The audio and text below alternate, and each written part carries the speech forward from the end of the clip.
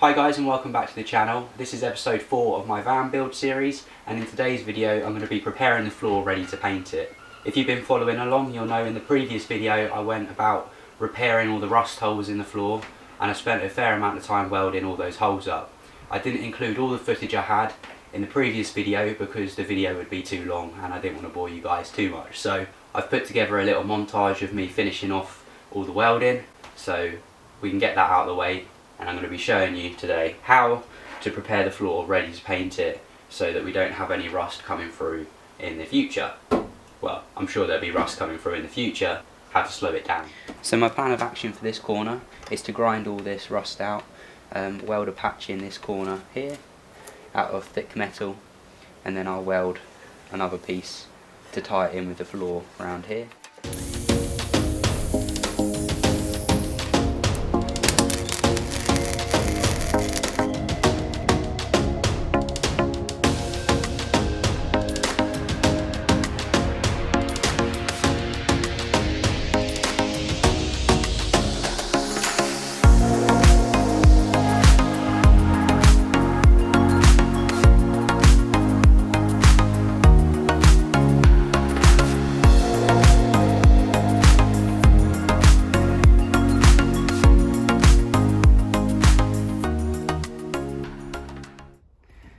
If we have a look here, we can see that water's coming through this rust patch, and this is coming from the sliding door runner. This is the rust that I was worried about before.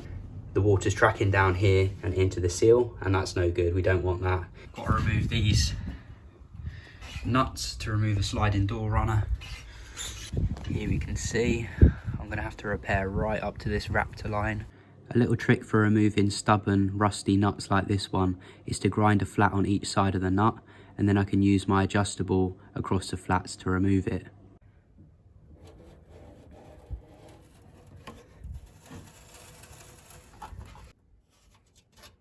I've just rested the sliding door on a bucket for now, so we can deal with all this rust.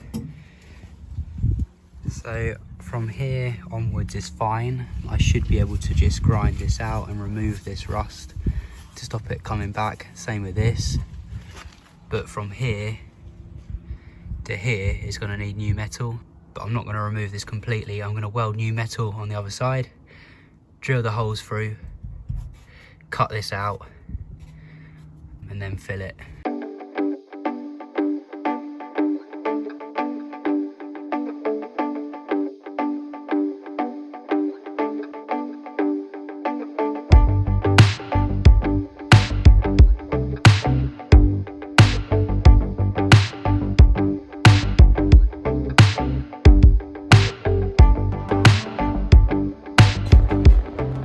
So I've welded this patch on the inside. Now I'm just going to cut out all the rot and then fill that with fiberglass stranded filler.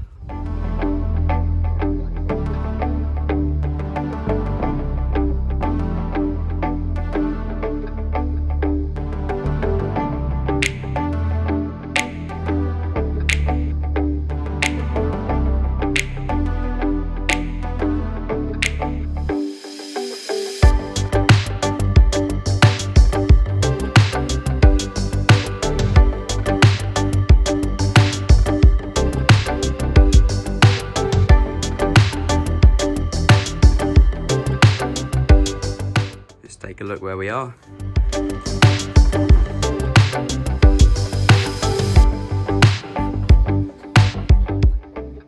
Here I've got a selection of different attachments for removing rust.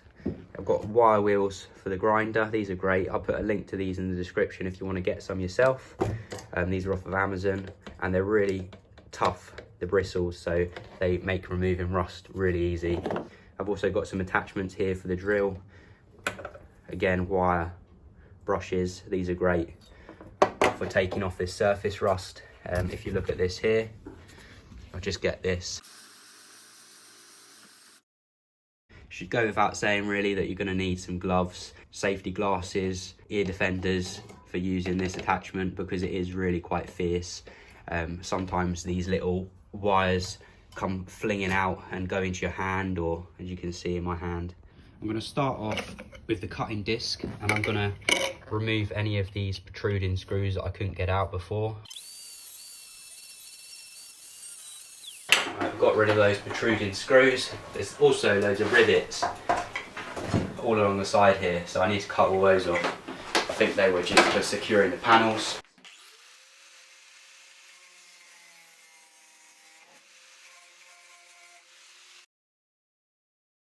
You may be wondering what this mess is here. Well, this is where I filled up some holes with some fiberglass stranded filler. I'll show you how I went about doing this a little bit later on in the video.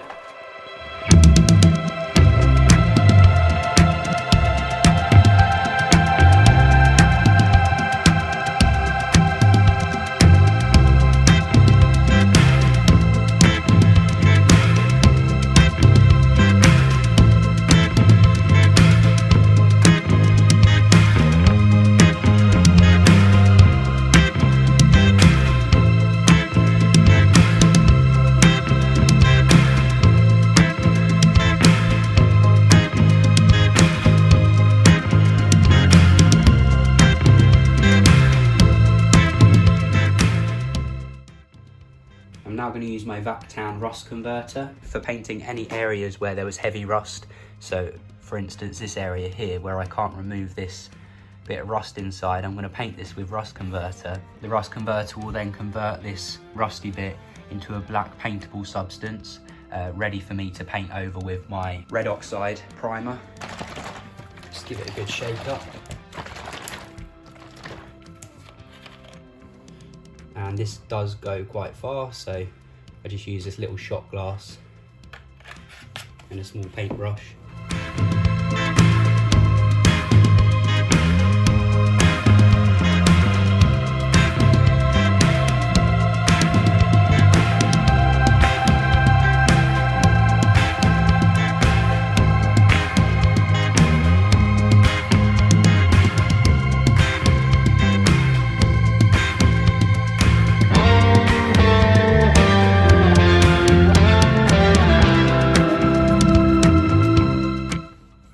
So we've given that a generous coat with our rust converter.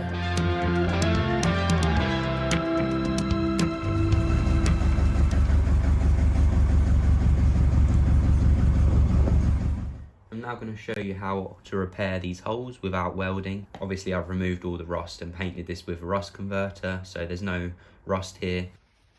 All the little holes I want to fill now have been bridged across with this wire mesh. So I should be able to get some fiberglass filler and just run that across the holes now. The bigger holes have obviously got bigger mesh. Also done the same for that one up there, that one. Anywhere there's holes, I'm just going to fiberglass fill this now. I'm going to need quite a bit to fill all these holes, so I'm going to make up quite a large batch. Just going to get some hardener, run that across there. It's quite a cold day, so it'll probably take a while to go off anyway. Thoroughly mix it so we've got a nice even colour, and then we want to spread it out thin to slow down the rate at which it goes off. And then just get the fiberglass filler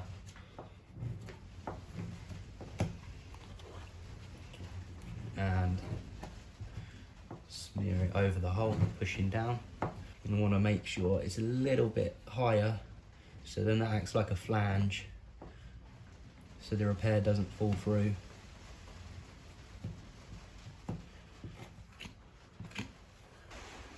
That's all the holes filled up with a fiberglass stranded filler.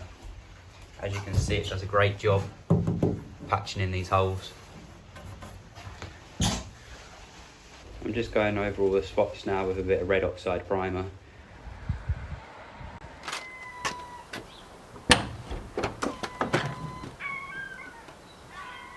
The sliding door runner used to have rubber washers around here, and they've obviously perished over time, so I'm just using a little bit of silicone and running it around the studs.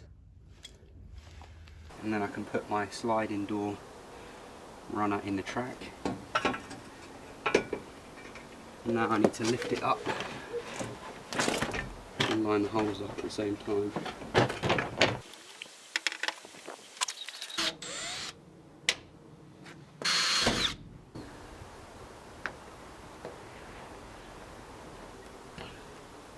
before I can apply my top coat, I just need to key up the surface so that the top coat sticks. So I've just got some 240 grit sandpaper. I'm just quickly flicking over all this area here.